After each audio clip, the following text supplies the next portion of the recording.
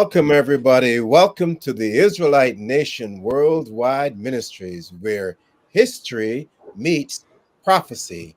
I'm Elder Michael. And I am Officer Charmaine. And today we are pleased to welcome our very own Elder Avery. Peace, brethren. Thank you for having me on the show. Welcome, Elder Avery. Thank you. So, first of all, before we begin, I just want to welcome everybody to this session. Thank you all. Remember that this is an interactive session. So we look forward to seeing your comments and your concerns and your questions. And please, if you enjoy this, please like it, please comment, please donate, and share this video with your friends and your family. Actually call them to join you right now so that they can actually watch this session. Nice. Okay, Officer Charmaine, I'm going to leave the intro to you. Go with what you wanted to go with, the first slide? Or? Okay, yes, let's go to the first slide. Let's go to the first slide. Awesome. Yes. So we are talking about race and racism and the truth behind its origins. Now, this subject is so loaded. It's extremely loaded. We can get lost in the microcosm of race and racism, but we're going to try and deliver it in the most palatable way. And if we need to have another session, we'll certainly do that. But, we just want to make sure that we get the fundamental understanding of what race and racism truly means. Because honestly, today, it is blown out of proportion. And it's taken up so many people's minds and so many people's times. It's just, we need to focus on what really matters. And this, unfortunately, is taking up way too much space because there's so much misunderstanding when it comes to this. Let's go to the next slide.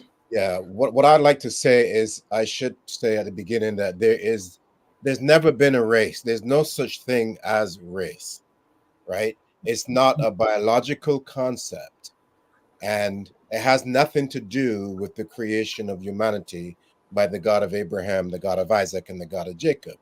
So I like to think that race is a terrible lie, but racism is real. And I think as we unfold this chapter, we will see the impact on racism. And then it brings the question is, how did it originate? And one of the things I want to say, if I can, Officer Charmaine, is that what we'll see about race is that it was used to divide specifically the children of Israel or Jacobites.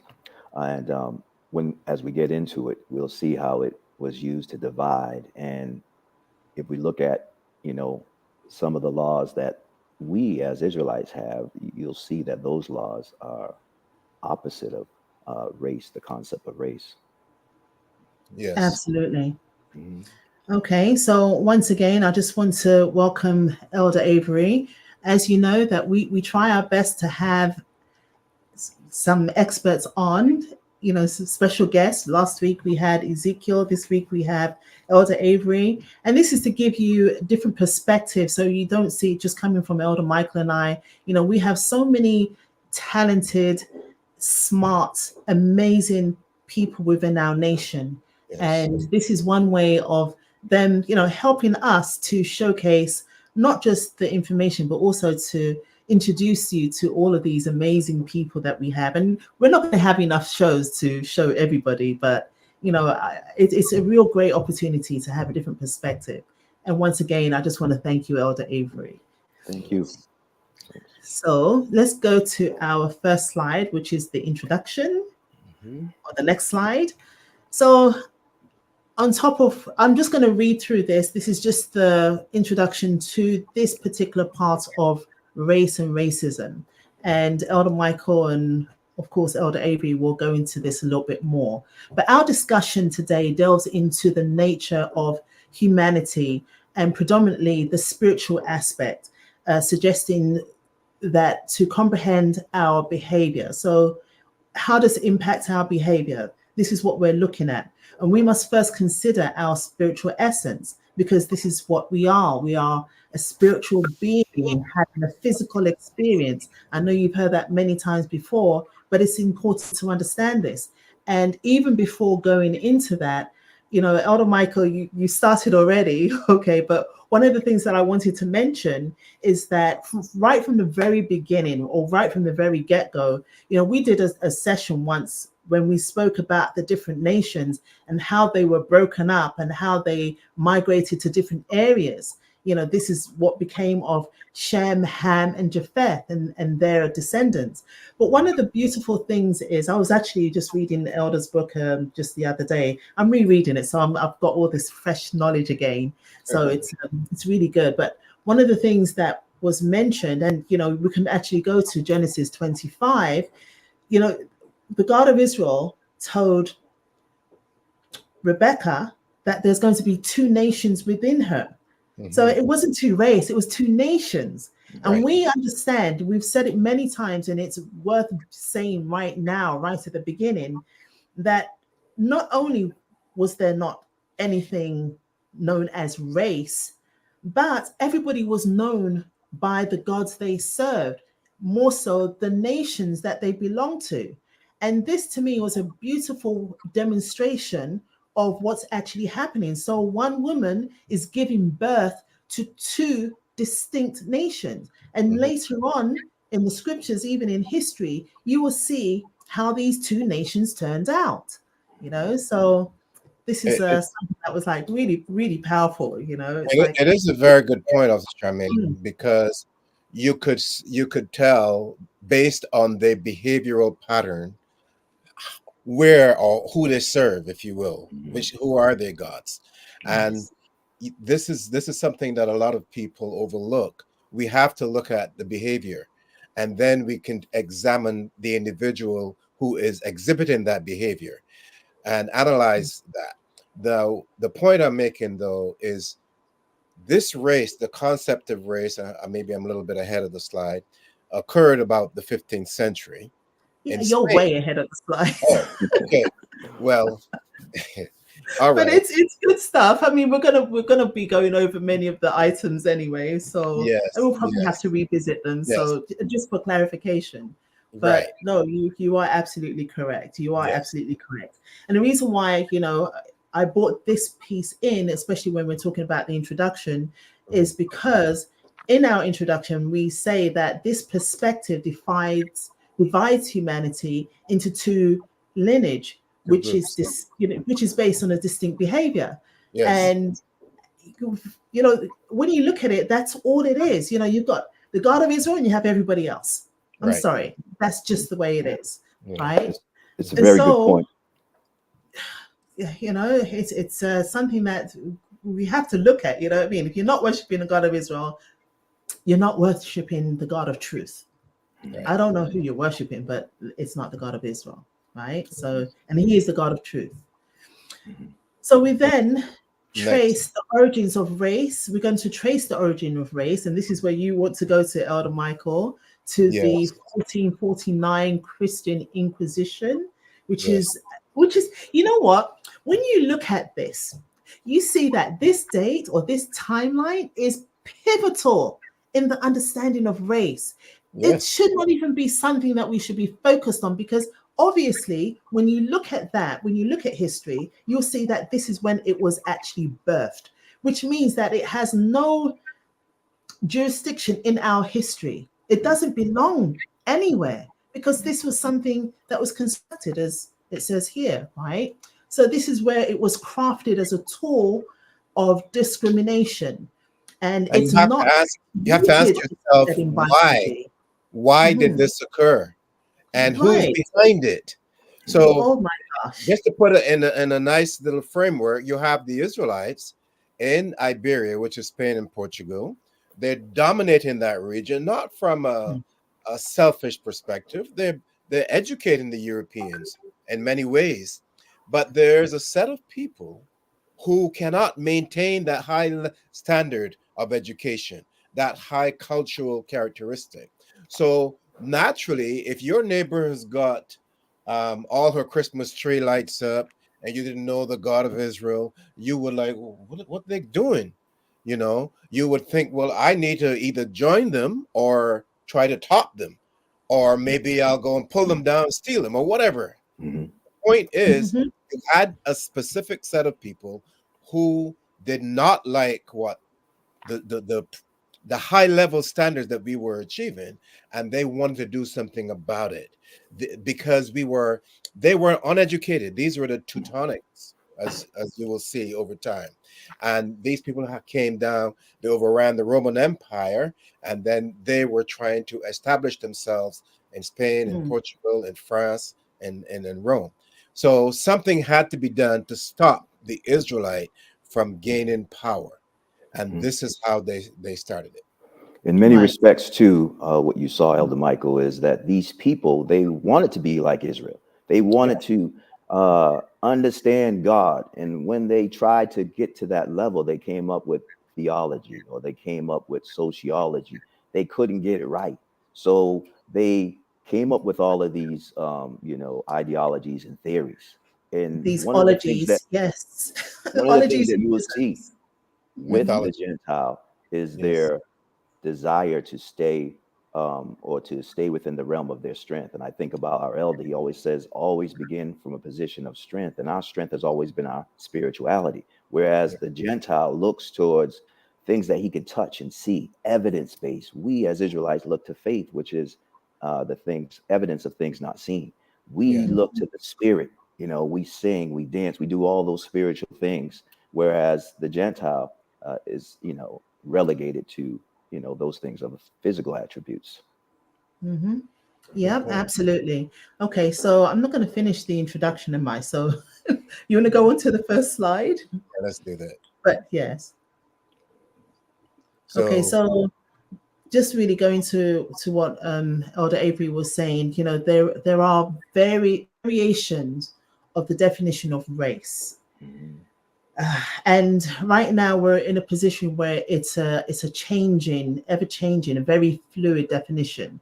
First, you had the sociological definition, which is based on race being a social construct, and we're going to go into that a little bit more later on. And this is categorized based on people and their physical appearances, such as their skin color, their facial features, their hair textures, etc. And these categories have been used historically to establish and justify the hierarchies and systems of power, privilege, and oppression. There's also the biological definition. Of course, this is where it all started. Pretty much where it all started, and this is really based on how broad your nose is and how big your lips are, or the texture of your hair. So it goes into, as you mentioned, very physical. So remember, we start from the premises that we are a spiritual people. They are looking at the very physical, the physicality of people, but more so as a justification to do or commit the heinous crimes that they committed, and you right? see here, Officer Charmaine, I don't mind them looking at the physical characteristics or the Mm, lack thereof, but you have to remember that man was created. But you see, they don't know that. So I know you have a slide coming up, not maybe two or three down. But my point is, they have man coming from animal to mhm. human, Mhm. and that Yes, is absolutely disgusting. You see, but yes. this is that Teutonic mentality, and Mm, all the or 99% of the Europeans, they have that ancestry. And as you will mhm. see, we try to show them, or to teach the world, that there is a God who created man, who created woman, and we are the descendants. And when I say we, all humanity, regardless of what you look like, right? We are the descendants of that creation. Therefore, we have to always give the God of Israel credit, the God of Mhm. Abraham, the Amen. God of Isaac, and the God of Jacob. So when they have these definitions, you could see behind the definitions, there is a deliberate attempt I should say, a deliberate vain attempt to discredit the creation of the God of Abraham, Isaac, and Jacob. Mhm. Of And course. And the question you Absolutely. also, begs itself, where is that coming from? Who's behind it? Mhm. Well, there's so many things. Like I said, their reasoning behind what they do is highly nefarious. But we You can know, go to the next slide, actually, I just wanted because to point out too, what we see too from race is that we really see it's motivated by fear, and we that's see a really good point.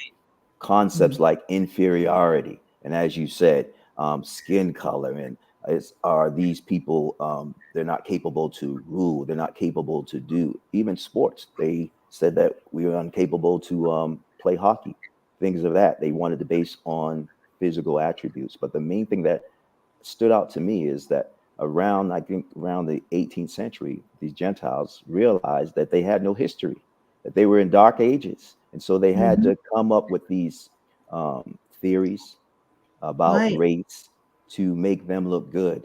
So it's all They've motivated done an by fear excellent job. Mhm. and Yes. inferiority. I completely agree.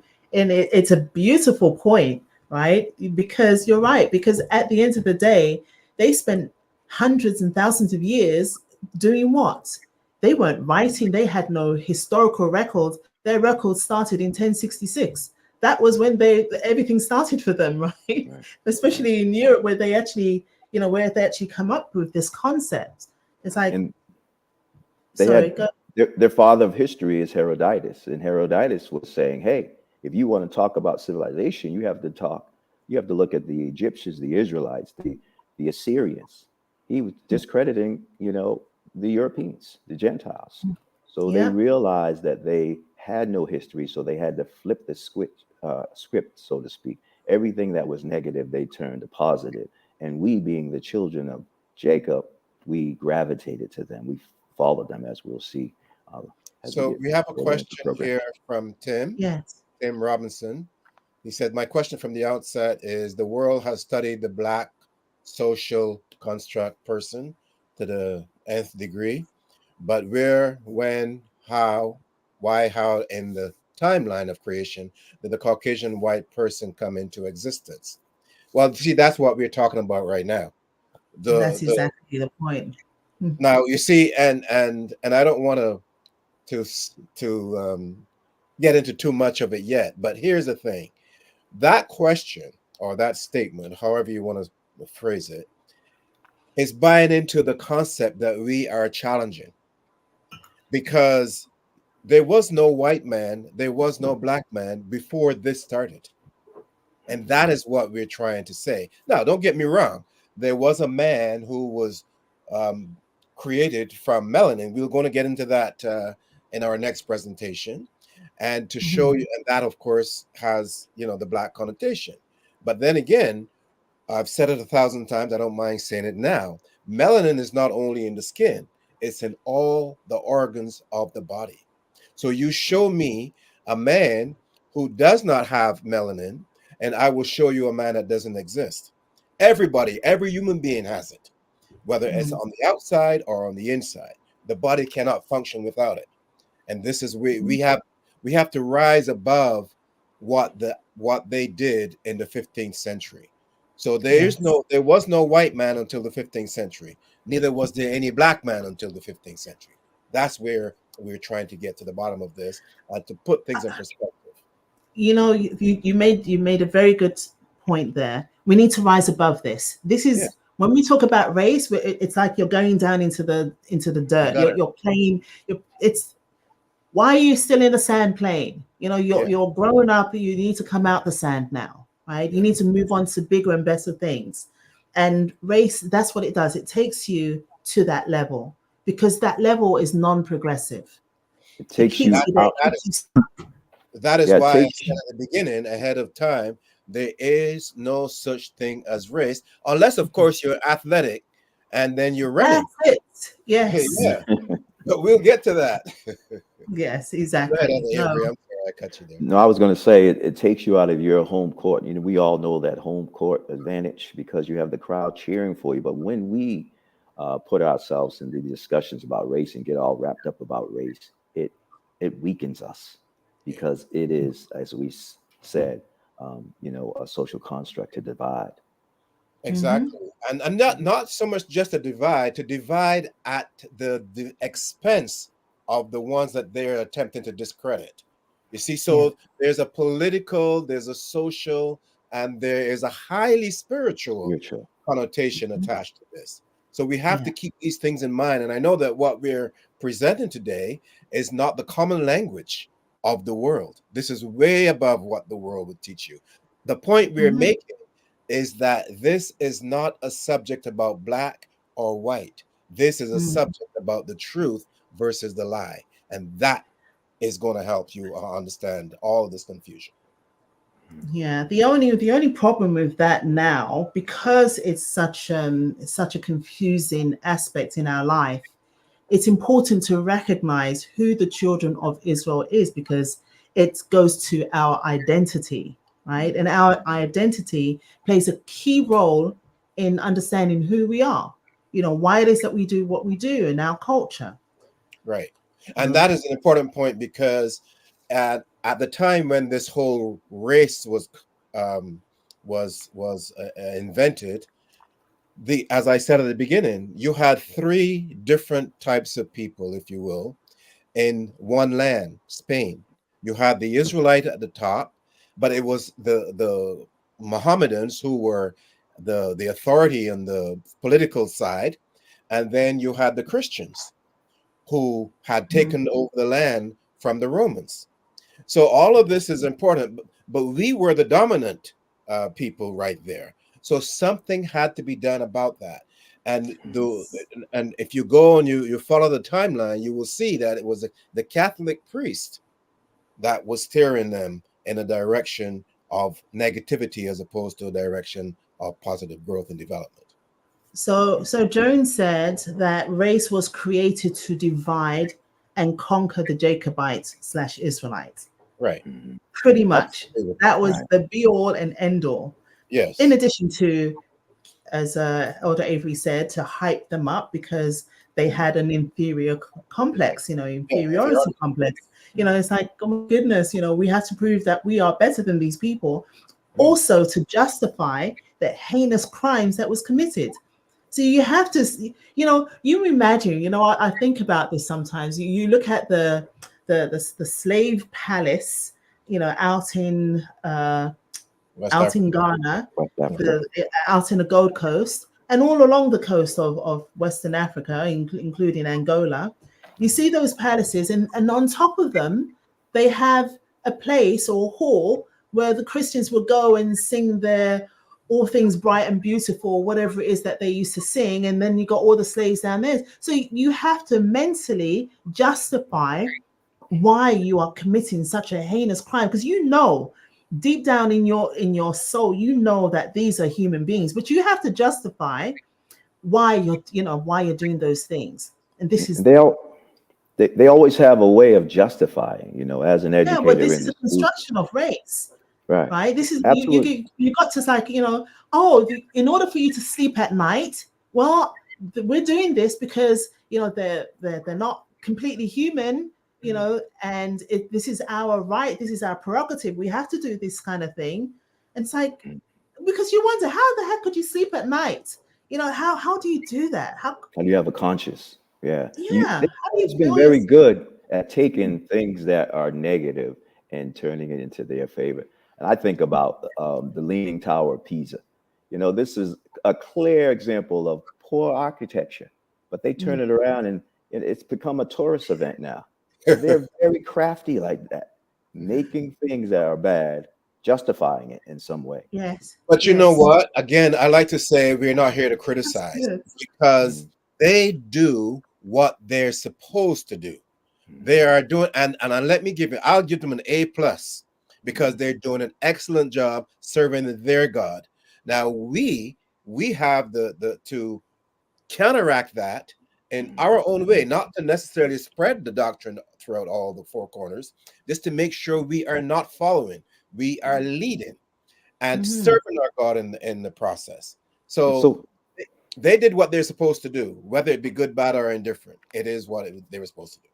I agree with you, Elder Michael, because I was just reflecting on the other day, like, yeah, Christianity did all these things, but I really get irritated. I really get angry when I think about our forefathers, that when what kind of people would say, kill him and put the blood on our children? Yeah. You know, I think about that and I'm like, what a horrible thing to do. And then you have eyes to see the struggles that we are going to, and you got to look at ourselves. You turn the searchlight inward, we are to blame ultimately. So yes, we Yeah, should not criticize them.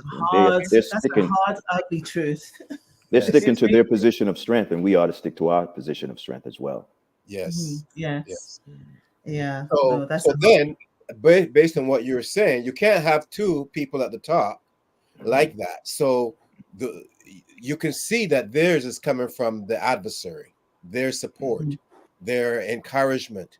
So we have to look to our God because they're working with their God, and we have to look that's to our it. God and get His recommendation to support us in our endeavor. Because believe you me, this is a major challenge because you have the entire world and against us. Now, how is that possible? Unless Lucifer is running things down here Yeah, that's a good point. with his Hellboys. Okay. Yes. There was a whole session on that yesterday. The Hellboys. It was like I was laughing when I saw the title. Anyways, so before we go on, I just want to, because we use these terms, and I don't know if everybody is aware. Actually, maybe somebody can actually tell us. Does anyone know what a social construct is? We've mentioned it before, but does anyone have a better way of saying it? Does anyone know what it is? No? You Yes? putting out to the Maybe? panel? Yeah. Sorry? No, Yes, yes. I was actually putting, yes, I'm no. Oh talking to yes. our guests.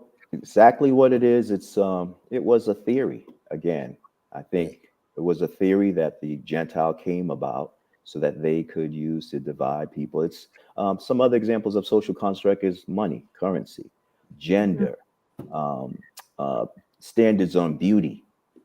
So basically, it's a group of people in a society coming together to, come up with these theories about, people, whether it be race, gender, all of those Yeah. things. So that Okay. means it has no basis in the biology of humanity. Mhm. It's all about one group of people trying to get ahead of another. They're using the political environment or the social environment or the cultural environment, anything except the Mhm. truth to make And they're themselves. and they're confusing the children in the school systems because there's so this, they don't know, certain terminologies that they use now. It's confusing the children. I don't want to get into the Yeah. politics of it all, but the language has been so confusing, and it's not only confusing to children, it's adults as well. When I'm talking about language, certain language, they don't know, we don't know, I guess, how to characterize certain individuals in our society. And you can see how, for me, the scripture that says the wisdom of this world is foolishness, that comes to mind when you see some of the things that they are putting forward to the children in the education system. And they even came up with the critical race theory, and to really Yes. to oppose all of the things that they done, Officer Charmaine. So to your point about how can you sleep with the conscious, they can't. So they came up with the critical race theory. That's why Yeah. they came More up with it, because theories the upon conscious kicks in. theories. Theories Yeah, upon I think theories as I think opposed to Tim, truth. I think Tim Robinson got it correctly. He said the scriptures say that we are dealing with crafty and cunning people. This is so, and I would say, in addition to that, remember in Ephesians 6, Paul said, if I remember correctly, spiritual wickedness in high places. So this Yes. is not just the average pastor, whatever, because that pastor every Sunday, that's a demon. But people don't know because they see a man. But that's a demon, and he's doing a great job. And he is one of many. And there's another one coming down your chimney too soon. So look out for that demon if you're not careful. Yeah, somebody's friend. Okay. Let's go back to the slide for a moment. Next slide. So there was an example that was given here for social constructs. I just want to read this very quickly. I thought it was quite an interesting example, and it might help to lend, just a little bit more understanding with regards to how social construct actually works. Now, the example here is Italian versus Italians as white. This was Dewhurst 2008. And what does it say here? So, as demonstrated, how Italians were not seen as white people in early colonial Australia. And actually, this is in the US as well. It wasn't just Australia, but it says Australia here. Anyway, as a result, they faced increased discrimination. Okay, fair enough. But over time, as Italian Australians assimilated and an influx of darker skinned migrants arrived, Italians slowly became included in the category of whiteness. So, like I said, this is also in America. This didn't just happen in Australia, but this is just an idea of how a social construct works. It's taking something and changing it according to the daytime location, how you feel, whatever's going on, you know, whatever the social economical factors are in the world. This changes accordingly, right? So, as you said, it's another form of justification. Okay, so we need to make sure that, you know, we target this group and no longer this group, because this group can actually pass for this group. So it changes all the time. And that's why it's something that we should not be focusing too much of our precious time and effort on, because it's not going to get us anywhere. As a matter of fact, as somebody mentioned earlier, it's just a way of dividing us. And it's a beautiful divide, because you're focused on something which really doesn't help you serving the God of Israel or serving the, you know, serving the true and living God. How's that going to help you serve the true and living However, God? Officer Charmaine, let's put it in its context. Now, we know what the prophecy stipulated, that these people, because when I said these people, our foreparents, because of their disobedience, they had to be punished. And the God of Israel said that you would be punished through slavery, and that you will be carried in ships to the new Egypt. So with that framework, something had to be done to create the animosity, to create that inferiority complex, to tell the Gentile Teutonics, you guys, we've better than anybody else.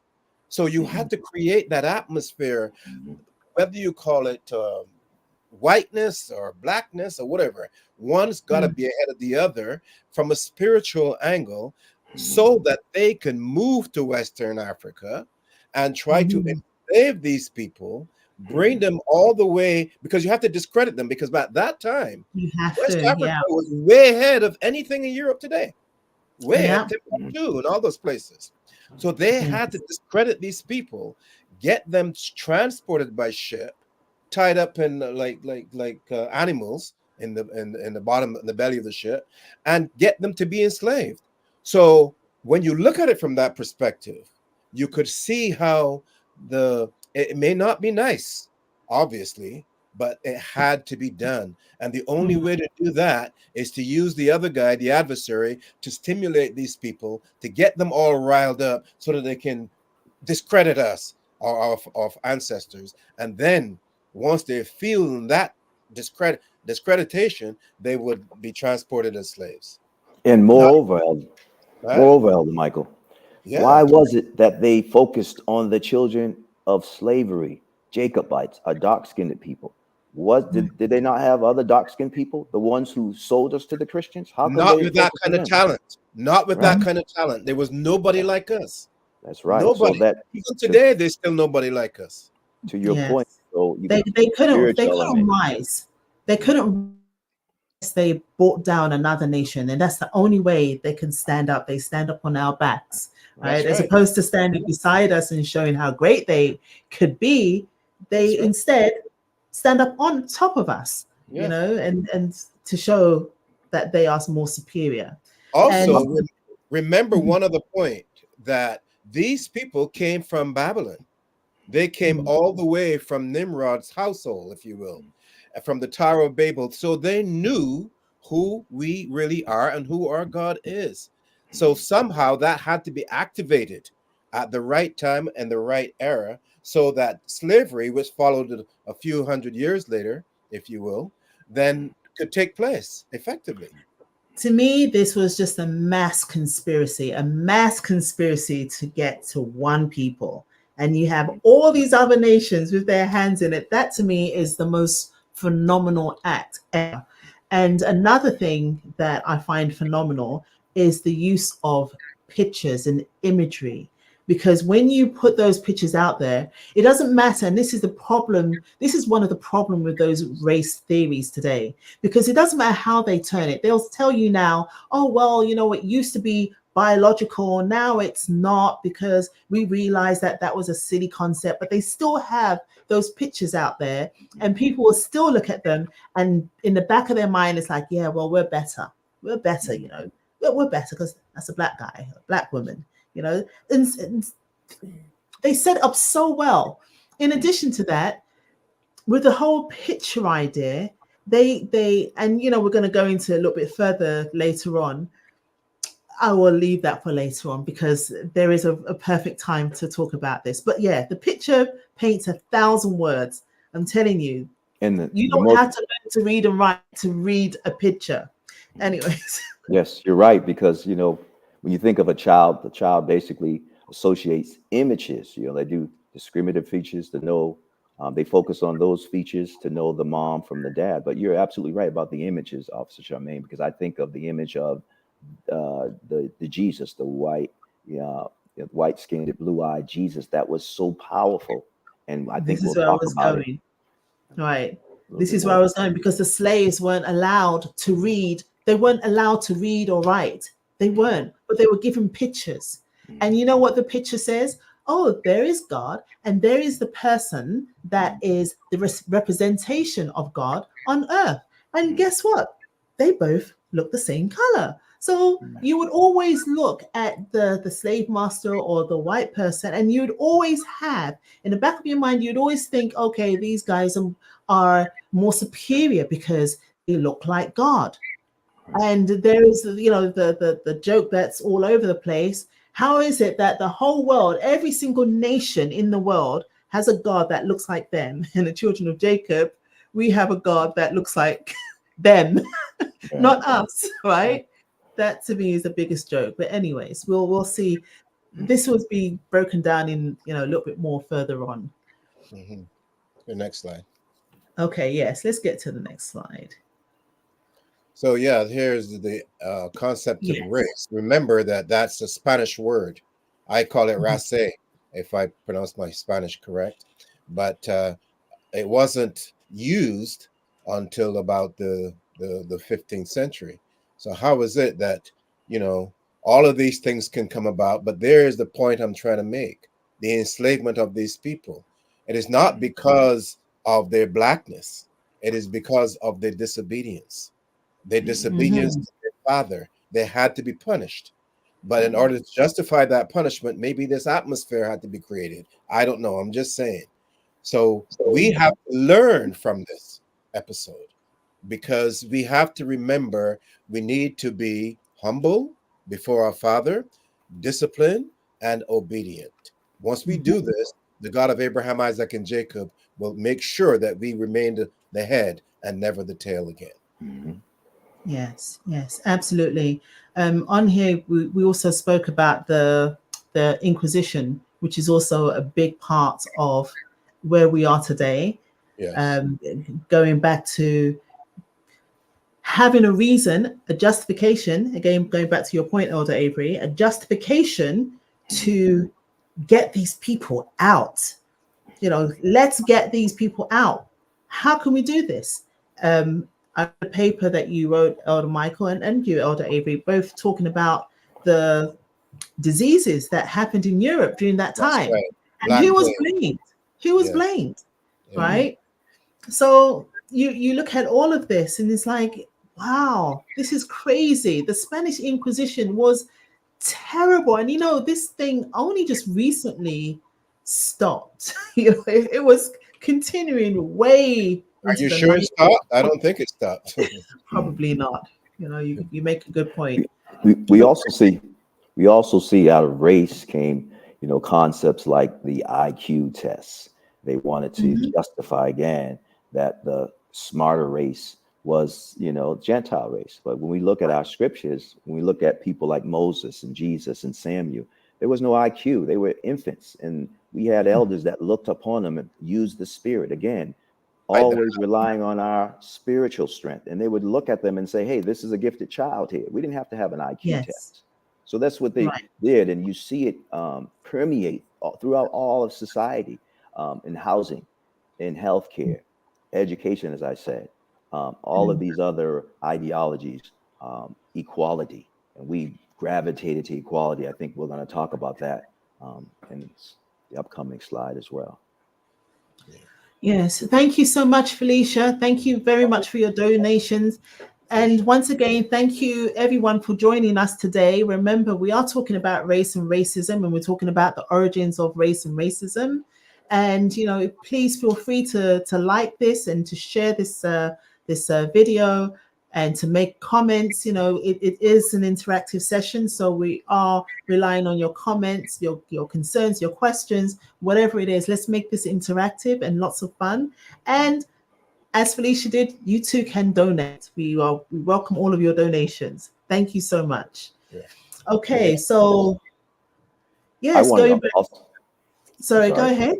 I want to also say that when you look at our scriptures, there's so much contrast, Officer Charmaine, because when you read 1 Kings 8, and the God of Israel talks about if a stranger, decides to come to our, nation and worship, then, treat them as one. He didn't say, disenfranchise them because of their color of their skin or any biological features. So the exact opposite of what they're teaching you about race, God of Israel said, no, we can welcome the strangers. The strangers are welcome. So I thought that was pretty important. Yeah, that's really a powerful point, because you look and see who is truly a merciful God. Who is truly a merciful God? Our God is a merciful God. He never told us to go and hunt just anybody out there just for the sake of hunting them and do the things that was done during the Inquisition. Those things were just like, oh my goodness, to bring to mind is just really disturbing, absolutely disturbing. And the same type of treatment or cruelty that was inflicted upon the children of Israel, the Jacobites, during the time of the Inquisition, was the same kind of cruelty that was inflicted on them during the time of the transatlantic slave trade. But this is not what our God is about. He's not about that cruelty. How could you be so? To me, oh my goodness, the things that they came up with, and these were supposed to be men of God. This was supposed to be men of God, and they were coming up with these terrible, cruel ways of inflicting pain. In all fairness, though, they never said which God. So they're doing what they're supposed to do. Yeah. And we have to appreciate Still, that. I'm sorry. They're serving their God. Not a good excuse. They're serving their God, and I admire them for doing it. It's painful, but that's what they're supposed to do. We are there. On the other hand, we have to learn from our mistakes, and thereby we will go to the head, and because they had no one to teach them anything, they were all barbaric. So they had. What else can you expect them to do? They wanted to see themselves as a greater person, a greater, more superior man or more superior person. Why would a superior person be resorted to this kind of animal behavior? Because that's what it was. But you're as you said, barbaric. You're speaking as an Israelite. You're high level.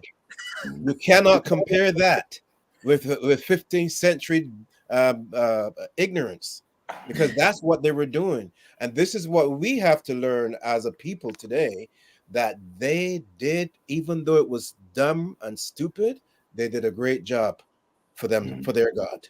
That's what we have to do, and not follow.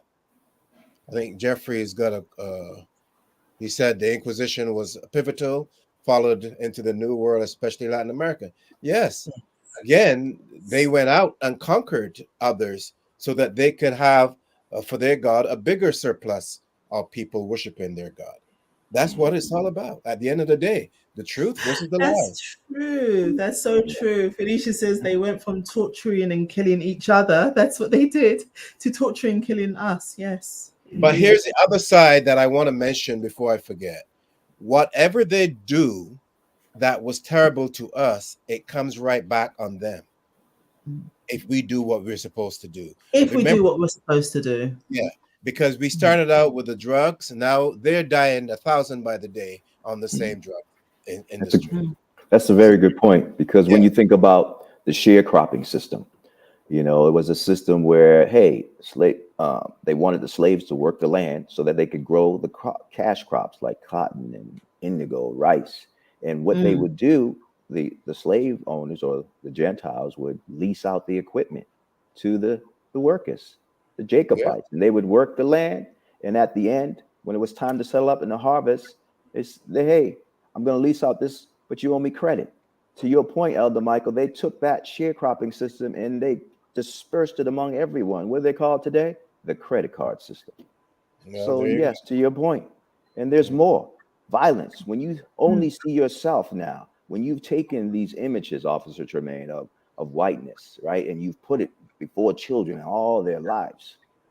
Absolutely, a police officer is going to social profile you. Absolutely, they're going to pull you over and beat you because they don't have empathy. Empathy is putting yourself in someone else's shoes and the experience. I don't have that. So then the end result is more violence.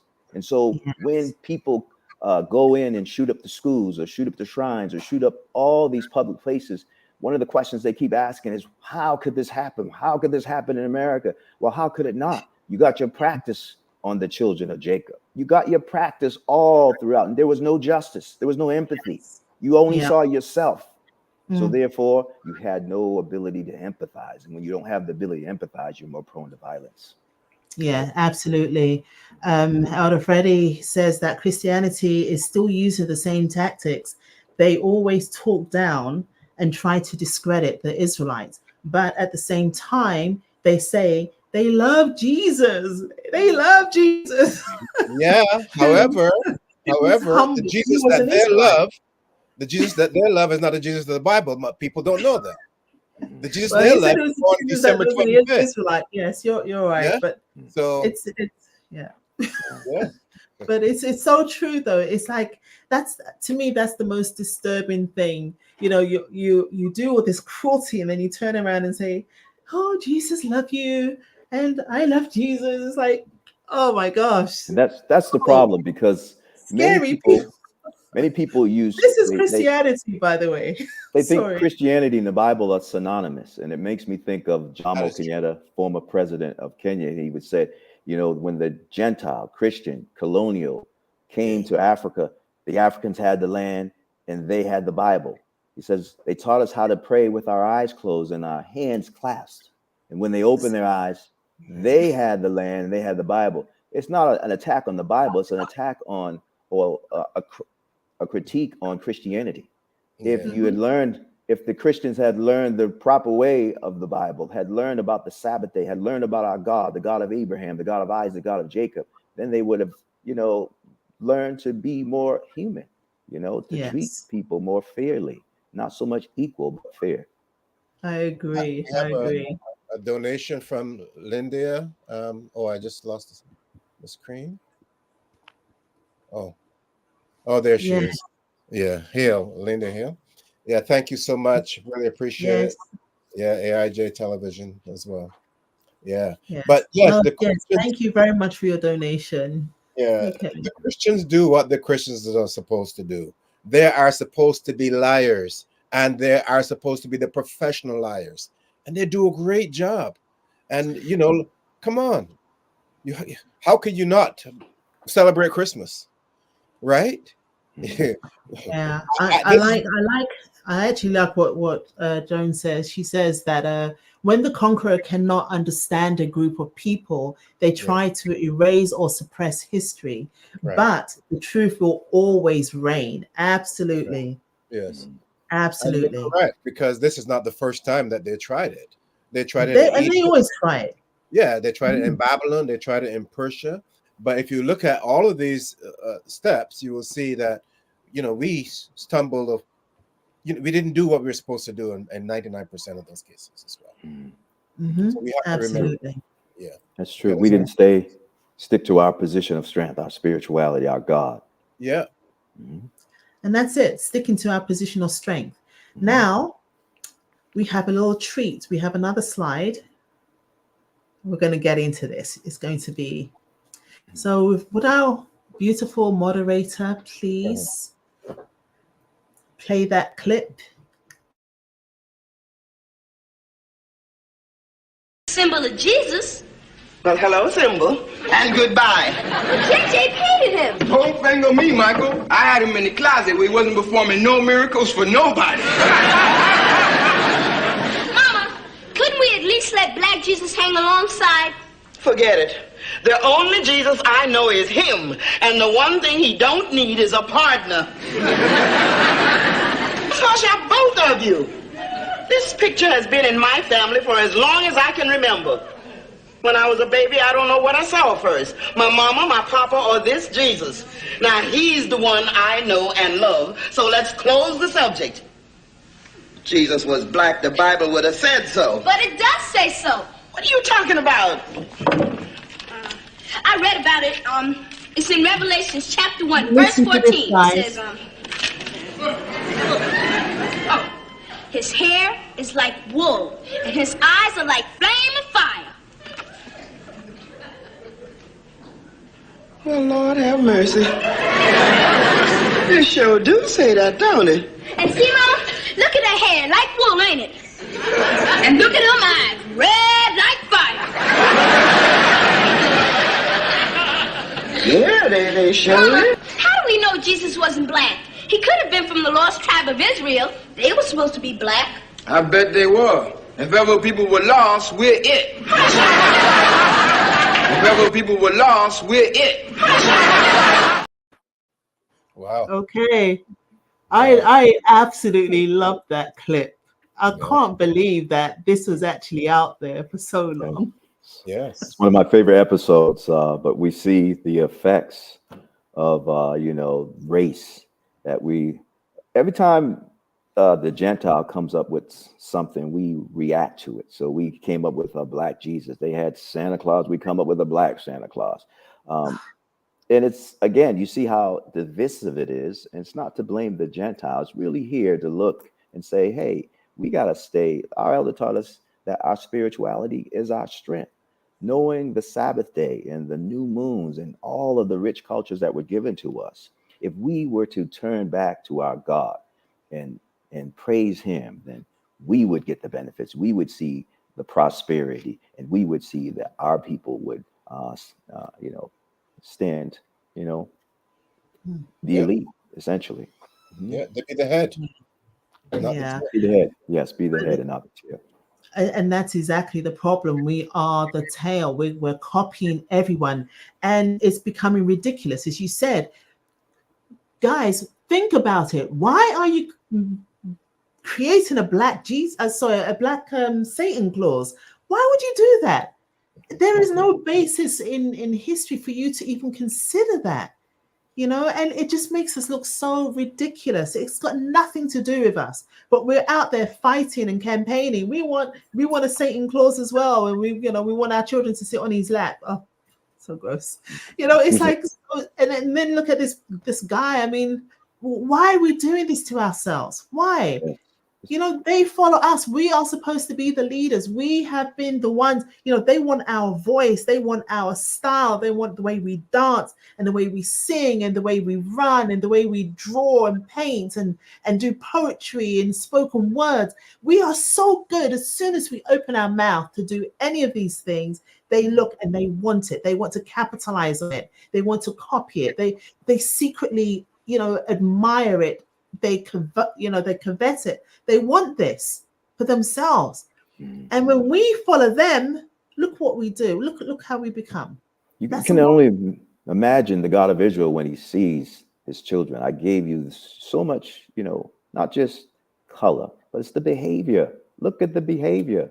You're going to take something that your father gave you, natural, things that are good. all the benefits that we have, and you're going to turn it into something else. It's ignorance. It's reacting. It's not beginning from a position of strength. It's not taking your culture and saying, hey, I'm going to play in my home court. And so these are some of the behaviors, in addition to tattoos and the earrings for men and all the other things. Tattoo is one that's really disgusting for me because, of course, the earring as well, because you will find that it was these Teutonics tribes that used the tattoo a lot. Even today, if you were to watch Game of Thrones or what's the other one, the Vikings, you will see they have their whole bodies tattooed, right? And remember when the slave owners would take that hot iron and grab it in our chest or our skin. Like cattle. Yeah, it's the same thing. So why would we want to reintroduce that slavery mentality by tattooing our skin if we do appreciate what the God of Israel gave us? So, sometimes I don't know who to blame, and I can't blame the so-called white man. I have to blame the man, you see, and that's the with a lot of people, the so-called black man. He messes up all the time. You want to point the finger at somebody else who's smoking the drugs all the time. Why are you doing this? There has to be a better way. If you are a prince or a princess, behave like one, especially if your father is the king, the king of all kings, the God of Abraham, the God of Isaac, and the God of Jacob. Yes. No, he said, it didn't mean much to me back then. This is from Elder Freddie. So this is why we always say, thank you, Elder Shadrach. Yes, absolutely. For turning to the God of Israel. Absolutely. And that's what it is. It's the realization that, we could have so easily been in the world doing these same things, having all the tattoos, having a nice little butterfly one right on your shoulder, having the earrings everywhere, the tongue piercing, everything. We could have been doing all of this. But that little spark of realization has allowed us to walk on a different path. And this path is not a path that is traveled, has a lot of travelers. So yes, indeed. Thank you, Elder Shadrach, for this. Thank you, Elder. Definitely. Okay, let's look at the next slide. Now there's the invention of race again, as we've hinted all along, is a Christian concept. And you can see that it plays a big role. As I said at the beginning, it's not biological. So somebody has to be motivating others to discredit us, or not so much us, the God of Abraham, Isaac, and Jacob, who created us, and so on. And so this is how we have to look at it. And these guys that you see on the screen, they're doing a wonderful job in serving their God. They are on the side of the lie, and they are doing great. We have to say, you know what? Enough. I am going to serve my God and be on the side of the truth. Because when that happens, we demonstrate a form of leadership that has never been seen since the days of Moses, and the others. So we have to always remember we have an obligation and a responsibility. And if we don't, there's always going to be an alternative that is not going to be pleasant. No, absolutely. There's one picture here which really disturbing, but I had to throw it in there. It's like, you think to yourself, if these guys are using this as their symbol of their greatness, why would you want to touch it? Why would you want to be close to it? And we said it even last week, but still the question begs to be presented again. Why would you do that? And you have a child of Jacob here kissing up the cross. It's like, okay, why? That's bad. But you know what is even worse, Officer Charmaine? When I see them tattoo the cross on their shoulder. And as I mentioned to you the other day, the performance I saw, and the woman and the man, and they had the cross on their back. It's like disgusting. Or sometimes tattoo it on their third eye, right between their eyes. Yeah, I've seen that too. Wow, that is crazy. And I don't, and then you have the earrings to go with it. I mean, like, that is so sad for me because personally, thank you, Thomas, for your donation. Really appreciate it. Thank you. Yeah, thank you. Thank you very much. When I see the men with black men, so-called, with earrings, I always remember what Moses went through.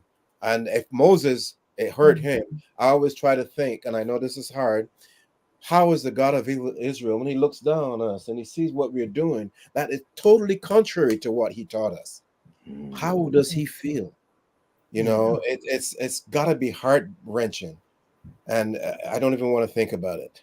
Well, I agree, but I think it's a little bit of I think he feels good at times, Elder Michael, when he sees Elder Shadrach, what he has done and how he has come and taught us the right way, and how we have, culture. I didn't know anything about cycles. I didn't know anything about all of these wonderful things. Breaking bread. I used to break bread, Officer Shemaine, with a knife. I'd cut it. That's not my culture. You break bread. All of these wonderful treasures. The pledge. We were talking, I think, yesterday during our worship about one of the songs that I think Elder wrote. I think my daughter brought it up. I was like, man, there's so much richness in our culture. Why would anyone want to turn back? And what results are you getting? We see the results that the KKK gets, Elder Michael. You're right. They're doing what they're supposed to do. But what results are you getting when you embrace the cross? No, when Jacob embraces the cross, they're not getting the results that they should. They show, maybe LeBron James here. That's not like Elder Andrew was saying yesterday. Not just LeBron. There's Beyonce. There's that's not even 1%. Rihanna. There's all of these guys. And what's Beyonce's husband? I forgot his name. But my point is, these are the ones that the children look up to. I'm not no hip hop. Officer Sherman, you don't do no hip hop, and you don't rap, Elder Avery. I mean, you used to do some nice poetic pieces, but But my point is, we're not on the radio 24/7 like these guys, and they get, everyone look at them, and the children, the young teenagers, they want to copy them in ignorance. Yes, Elder Shadrach's done a marvelous job, and thank you, God of Israel, for sending your messenger of the covenant to teach us your laws, statutes, and judgments, especially the name that we should call you by. But that we need to duplicate his effort as much as possible. And in this world where the enemy is doing such a great job to our children, it's just mind-boggling. Yeah, and I think this is one of the reasons, on a personal note, this is one of the reasons why I really enjoy doing what we do.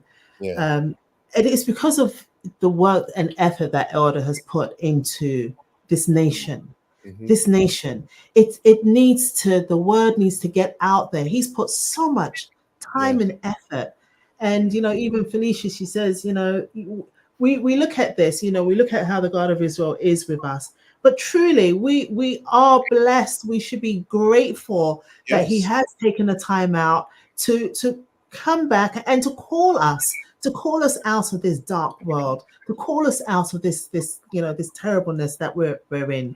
So even to choose a shepherd that will guide his people, and I feel like we have to do as much as we can. Wherever we are in this world, this is our duty. We need to dedicate, not just go every time there's a feast or every time there's a service and go and and praise God.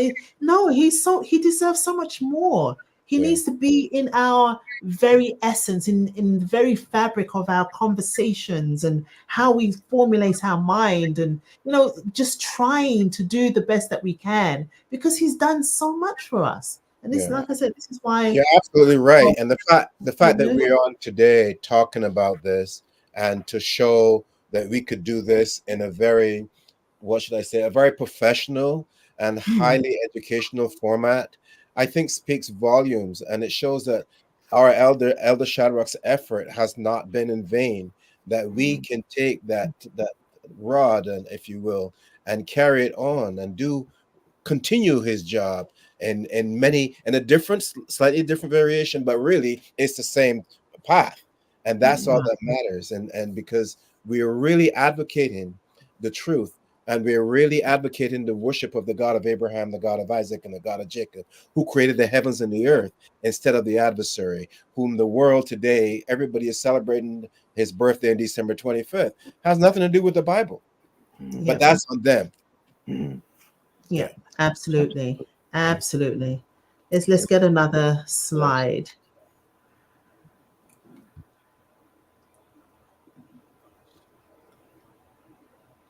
Okay. Race, power, and politics. Again, that's what race is all about, power and politics, if you were to ask me. Because again, it speaks for itself. The Jim Crow laws, as Elder Avery talked about earlier, and the apartheid of South Africa and Rhodesia, and all of this is part of how they serve their God. And I didn't always know this, but once Elder was started to teach, I could put the pieces together, and I could see that it is not. Again, I gotta say it. It's not black versus white. It's the truth versus the lie, and it's just up to the individual to determine which side he or she wants to take. So, absolutely, I agree. But I want to go to that Jim Crow laws, and you can see again how race was used to divide and to keep the children of Israel from serving their gods, because one of those laws was to prevent them from reading the scriptures. So again, that was an obstacle placed in your way to prevent you from understanding and to read about your God. So that's just one of many examples we can use to see how race divides. I agree 100%, but I always go back to what happened at the Red Sea. And we were totally, I mean, like you couldn't ask for a greater deficit, if you will, physically speaking. But then most people would not look at the spiritual power that was available to us, and how we defeated Pharaoh and Egypt without firing one arrow, not one. And we defeated the most powerful nation on the face of the earth. And we have to ask ourselves, how did that happen? And the water was there, even the water saluted and parted, and we walked through on dry ground. Marvelous. Up to that point, since that day when I was there with Moses, I haven't learned to swim, because I put my trust in the God of Abraham, Isaac, and Jacob. Why do I have to swim when we can part the water or even walk on water? Yes, Mike. Yes, Elder Michael, of course. Anyways, the title here, or the description here, it says that race has historically been used to create and maintain power imbalances through law and policies, and those are the examples, such as the Jim Crow and the apartheid, what have you. So you look at these practices; these are they always talk about pseudoscience. This is the definition of pseudoscience, because that's putting it really nice, Officer Charmaine. This is dumb and stupid. I'll give you an example. Listen, have you ever seen in the South of the United States where they have the drinking fountains, right? And they have black and white, right? But yet both the black and the white fountains are connected to the same pipe. How dumb is that? It's the same water. Why then do you have, like, it doesn't matter where you drink, you're getting the same water. Now, did they not think about that before they put those signs up? Or maybe it was there to intimidate, like you said, Elder Avery, and to show, to degrade. Well, I think it's to show their ignorance as well. But yeah, it's all of that. But not only that, the resources that they had to use to come up with the policies and the practices, money, how does that impact the nation? So you got to think about things like that as well. Yeah, but you're correct. Most people don't learn how to think and analyze. They just go along with what is there. You don't want me? Fine. I put my money back in my wallet and I'm going the other direction. Yeah. Simple. But most people will want to argue. But anyway, that's a whole different political answer. But let's move on. Yes. Okay. So let's go back and look at the Israelites in medieval Europe, which is the next slide. Yeah, the next slide. Yeah. Yeah, I this know we actually spoke to this pretty much already, but yeah, goes back to Iberia and the Inquisition and all this, and that's where it started. So we have to put everything yeah. in perspective. So that's okay. And there we are on the horse, and again, what we did back then was phenomenal to Mm. the point where the Europeans had no idea what we were contributing. And of course, they could see is that we were rising to the top. And that means that they had to go to the bottom. And they said, no, we're not going to do that. I think I know the slide looks like it's out of place because we're progressing through history, and then we're trying to show that we were a great people before we Yeah. were worn down to almost Slavery. nothing, Yeah. to the bottom of the barrel, to the point whereby we have, the house of Israel is rising up again. This is the rebirth of the Israelite nation worldwide ministries. We are climbing back up. We've done it before. We've done it many times throughout history. This is our chance to claim back our identity. And I'll never So, forget the point where Joseph came from the jail all the way to Pharaoh's palace and was made prime minister of all Egypt, and right? what about Daniel? I Yeah, mean, Daniel did goodness, it, and Nebuchadnezzar as well. Even Queen Esther did it in even Persia. Queen Esther, we've Yeah, had so many of this, right? yeah. So We we'll do can it rise again. above greatness. We don't have to, we can be in a different nation and not be part of that nation. We can That's still right. stand apart, Yeah, and there's nothing wrong with that. yeah, These were well respected individuals. yeah. We can do the same. We will. You know? Let's go to the next. Yeah, let's go to the next slide. Mhm. This is something that I found very fascinating: the Christian doctrine of discovery, because Mm, they could come, and we've seen the results of that right here in Canada right now. It's happening, and it's been going on for a long time in the United States as well, where they could come into your land, take your land because they're discovering it, and enslave you and steal your property without paying a dime. And if you try to stop them, they'll kill you. So mhm. this is something they did it all over Africa and other places as well, India and other places in Asia. So these are things, but we have to learn again. Sometimes we don't have the weaponry to fight back physically, but we certainly do have the weaponry to fight back spiritually. And usually one will lead to another, because you will find that things happen on the battlefield. Back in the day, we would send the singers out on the battlefield, and only God knows what the enemy saw. If you saw Mm, a man coming at you and he was 12 feet tall, what would you do? All yes. you probably would wet your pants. Mhm. But the point is, that's the power of our God to his obedient children when they decide that this is what we're going to do, and nothing will stop us. Yeah. And yeah, Elder Avery, I think you were talking about, you spoke to me earlier about the Kerner Commission. Yes, so the Kerner Commission came about in the 1960s as a result of the riots that were across the country. Many Jacobites were rioting in cities like Newark and New Brunswick and Watts and Detroit. And a commission was developed by President Johnson at the time. And to speed it up real fast, the conclusion of the commission was that America was moving toward two societies, separate and unequal.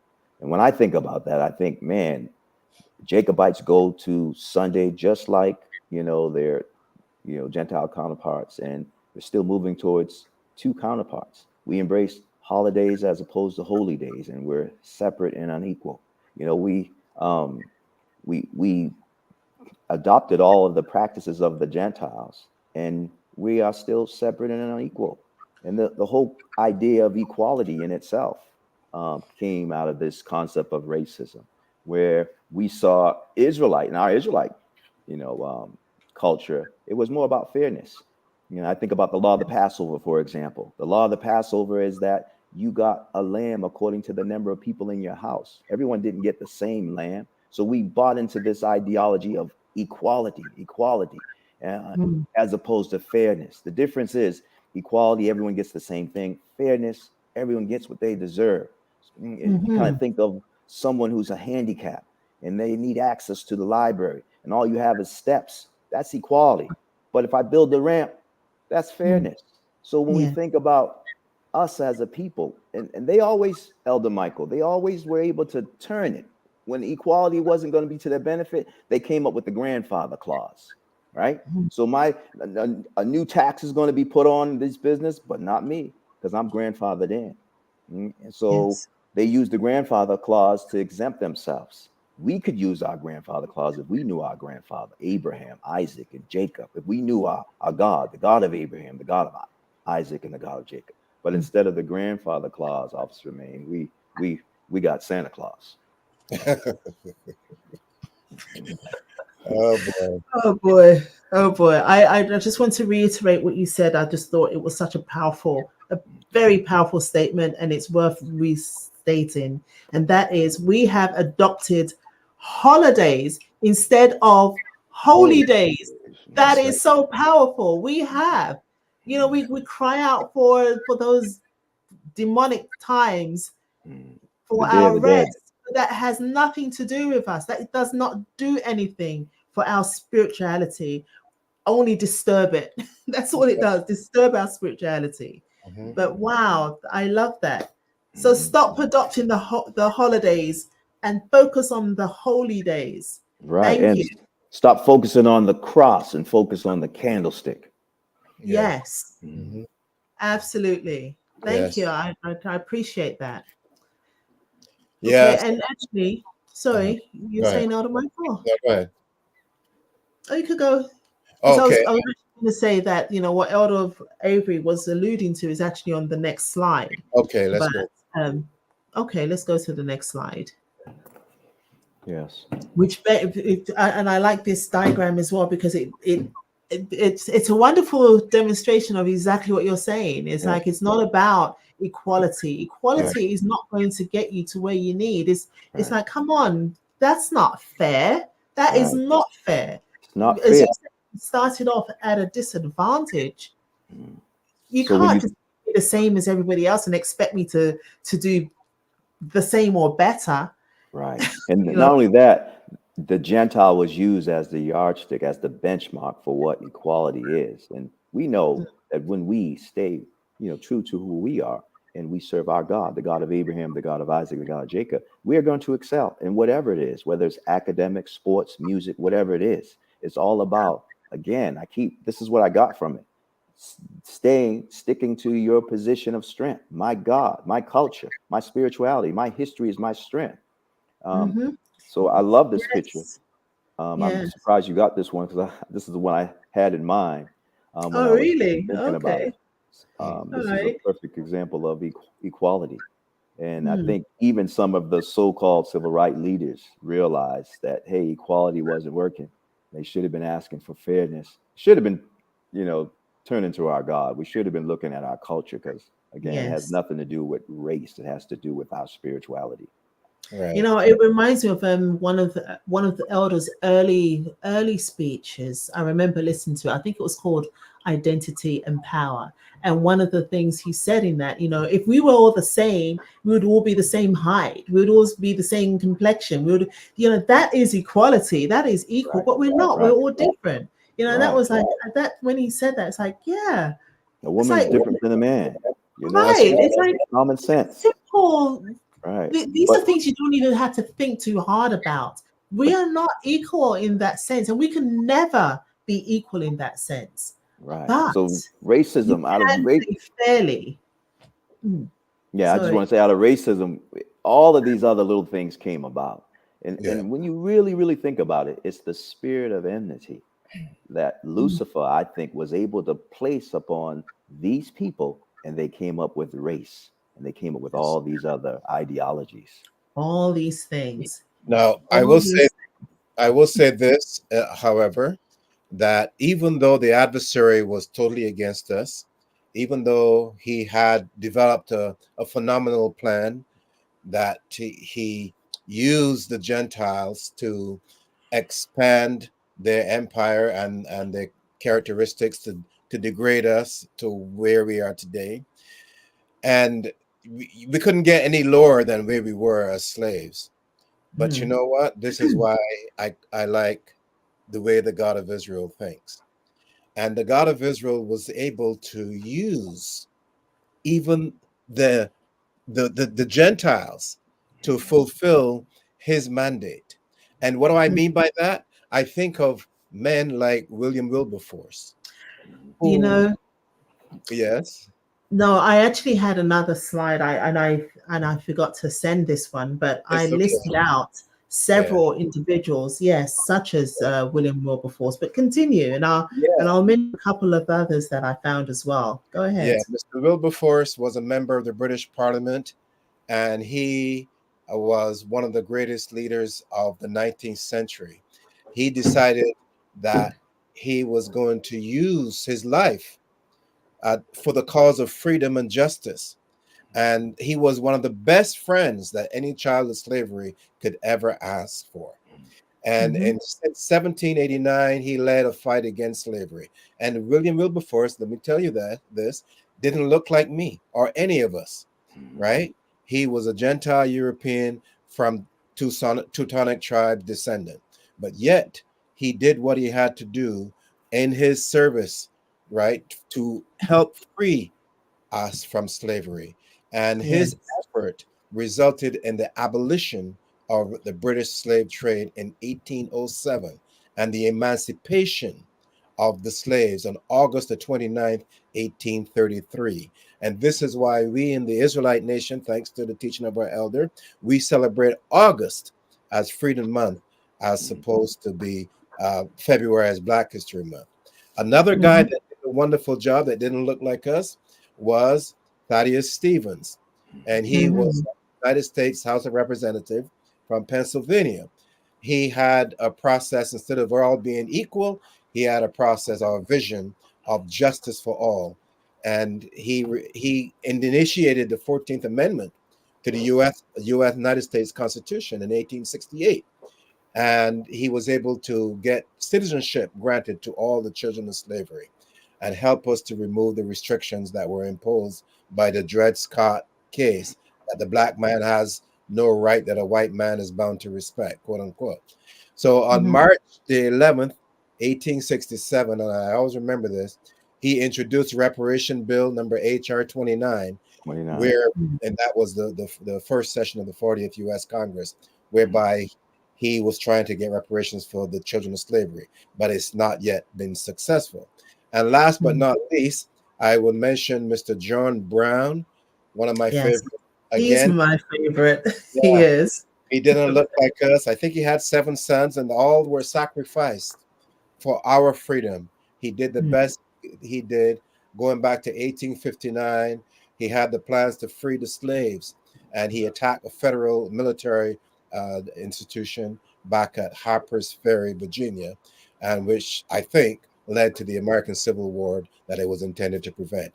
So I wanted to bring out these three examples to show that despite the adversary or the effort of the adversary to keep us as the gut in the gutter, the God of Israel will always find a way to lift us up. And the reason why he does this, or one of the reasons I should say, is because he has an everlasting covenant with us that we in this Israelite nation have signed, with not only the covenant with the flesh, or the circumcision of the flesh, but the circumcision of the heart.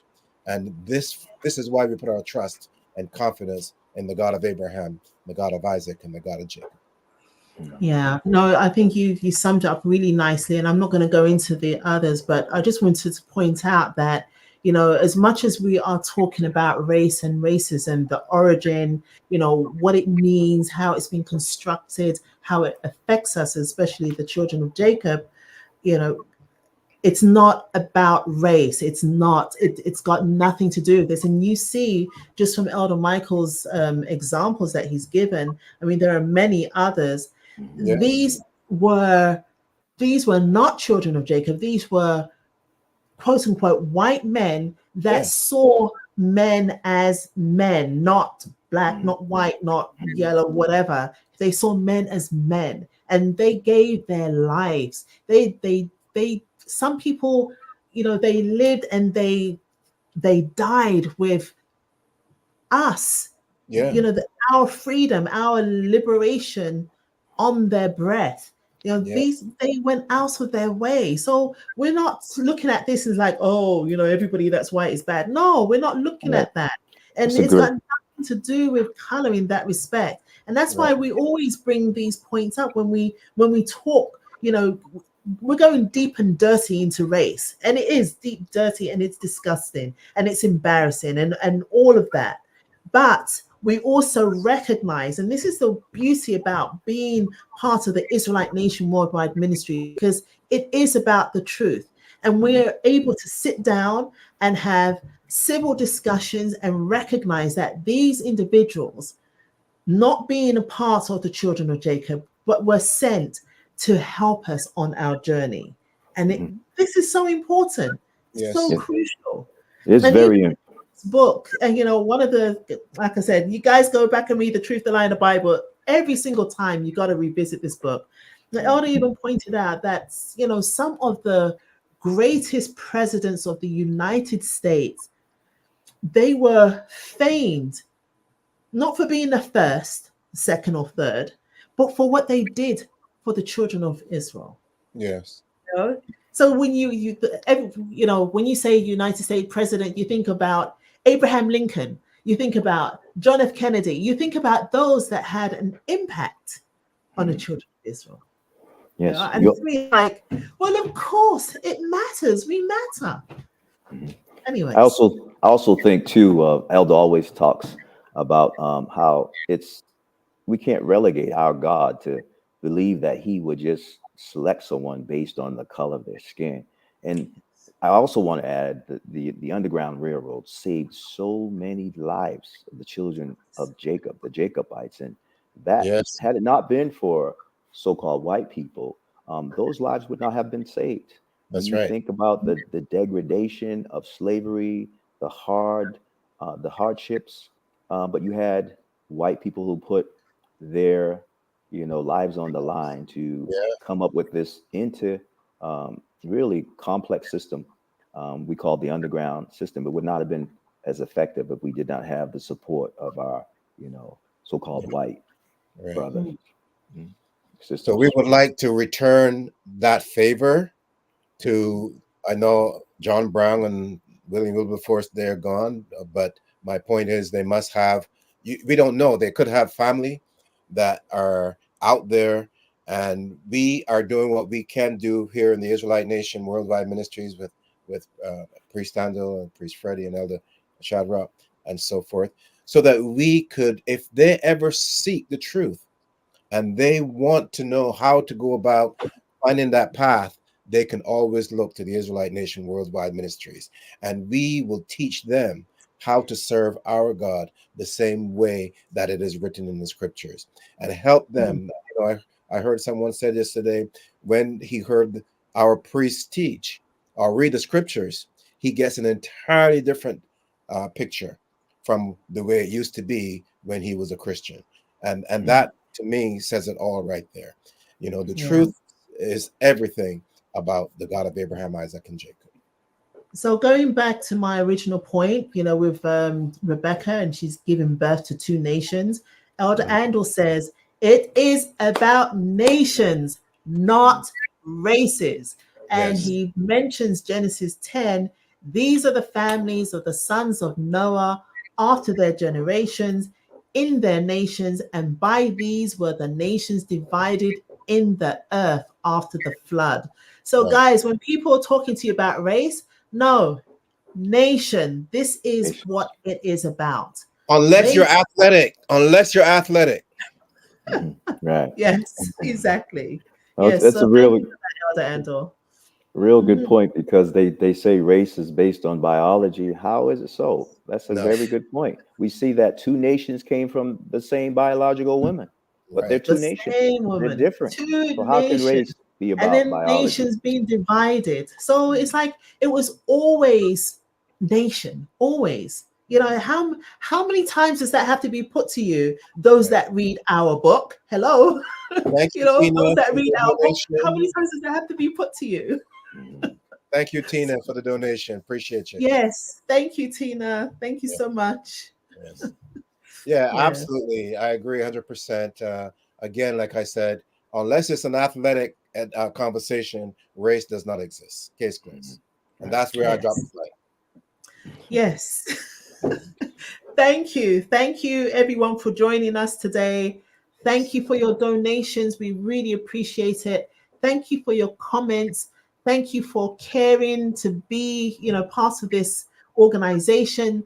Thank you to our Elder Shadrach. Thank you to our Supreme Council and our priest. Thank you to our guest, Elder Avery. Thank you for being with us. Thank you, Elder Michael, for, you know, hanging out with me every weekend. But no, thank you, everyone. It's this is such a wonderful time. We really do enjoy what we do. Thank you for joining us. Elder Avery, do you have any last words? Well, you know, I've learned something from this, you know, episode. I really think when I really think about race, as I stated earlier, it's you know, it really stems from the enmity that was established back in the garden.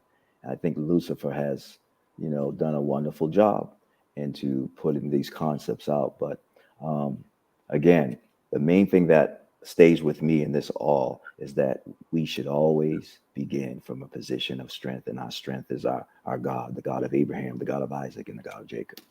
Amen. Amen to that. And Elder Michael, do you have any last words? I just so appreciative of the fact that we're able to come and in a very professional and distinguished manner to support our elder in his endeavor of obedience to the God of Abraham, the God of Isaac, and the God of Jacob, and not be confused by a world that is totally confused. Mhm. And I also missed out saying thank you to all of our teachers that come out every Friday night, every Okay, Saturday, you know, thank to spread this doctrine, to spread this word. And thank you to our beautiful Abby, who's you. been the patient moderator today. So on that note, I just want to say peace, everyone. Peace. Peace.